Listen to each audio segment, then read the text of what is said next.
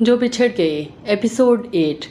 इतनी खामोशी, इतना सकूत था इस एपिसोड में कि लगता था जैसे मौत चारों तरफ से धीरे धीरे दबे कदमों आगे बढ़ रही हो।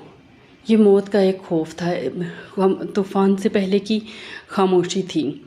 एपिसोड के आगाज़ में ही हम देखते हैं कि डीजी ने विज़िट करना है गाज़ीपुर फैक्ट्री का, और डीजी के आने के इंतज़ामात देखने के लिए कैप्टन सलाहुद्दीन को आगे भेजा जाता है कि सिक्योरिटी चेक करके आएँ।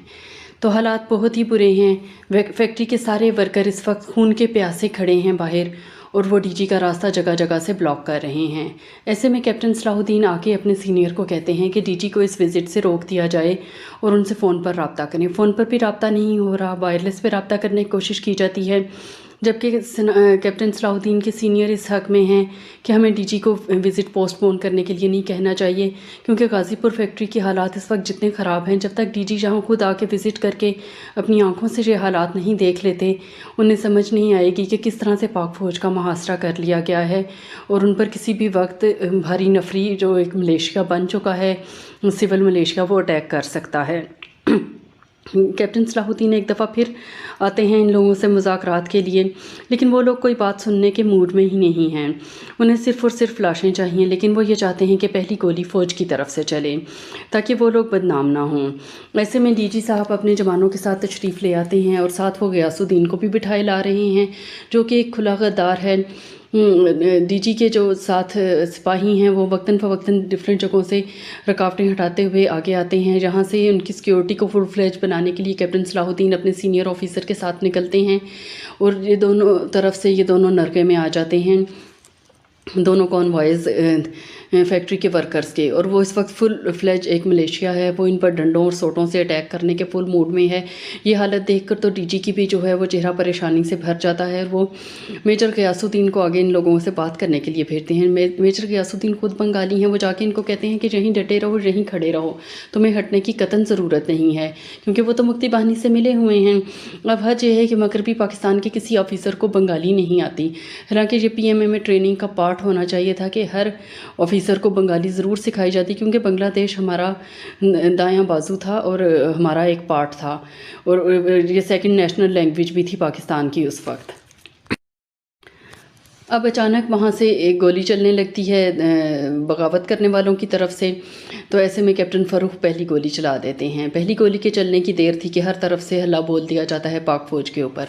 पाक फ़ौज भी अपने डिफेंस में बेधड़क असलहे का इस्तेमाल करती है, और बिल आखिर फैक्ट्री को इन गद्दारों से पाक कर लिया जाता है, जहाँ पे मेजर गयासुद्दीन डीजी साहब को बताते हैं कि ये आज़ादी की जंग है, आप लोग इस चीज़ को समझ जाएँ। यानी कि वो खुल कर खेलने के मूड में नज़र आते हैं।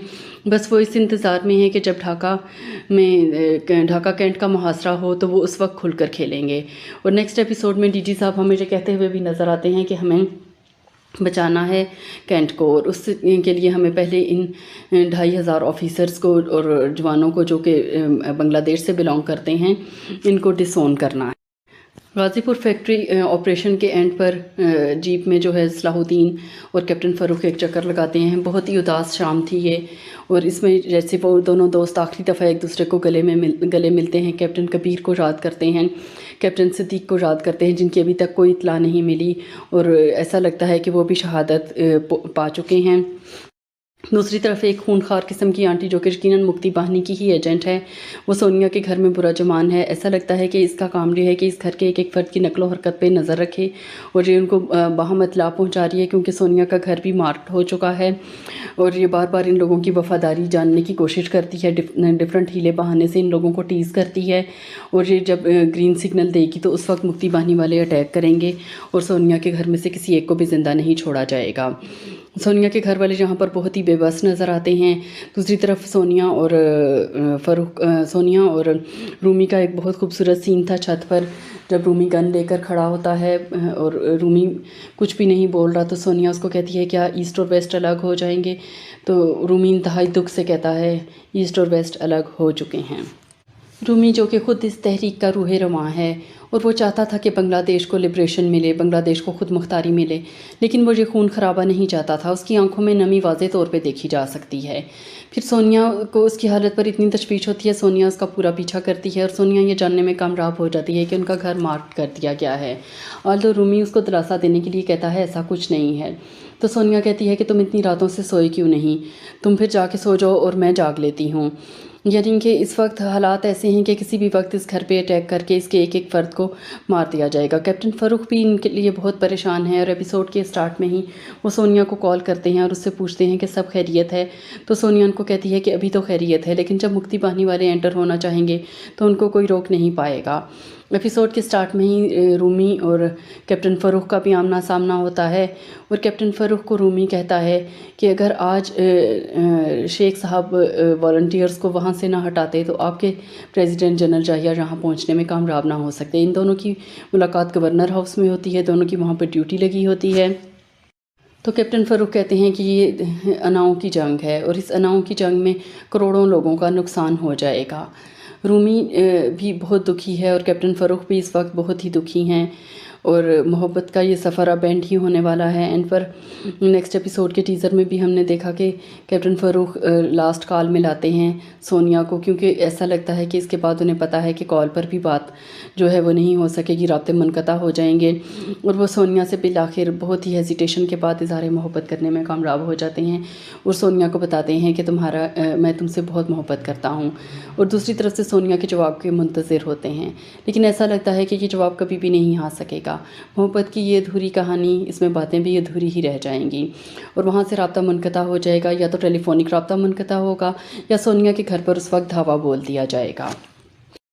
वो वाइस प्रोफेसर हमें ये कहता हुआ भी नज़र आता है कि वो कहता है छावनी को तीनों तरफ से घेर कर छावनी पे हमला कर लो, क्योंकि बहुत सारी आर्मी जो है वो इस वक्त नेक्स्ट पोस्ट पे जा चुकी है और उनके घर वाले इस वक्त वहाँ पर अकेले हैं। सोनिया ने बिल्कुल सही कहा कि ये लोग जीते जाते जानवर बन चुके हैं, खूनखार किस्म के जानवर, यानी कि ये अपनी बर्बरियत का निशाना बच्चों और औरतों को बनाएंगे और इस वक्त छावनी पर अटैक करने का मामला जो है वो सर पर आ चुका है। नेक्स्ट एपिसोड में बहुत बड़ा हमको लार्ज स्केल का खून खराबा देखने को मिलेगा।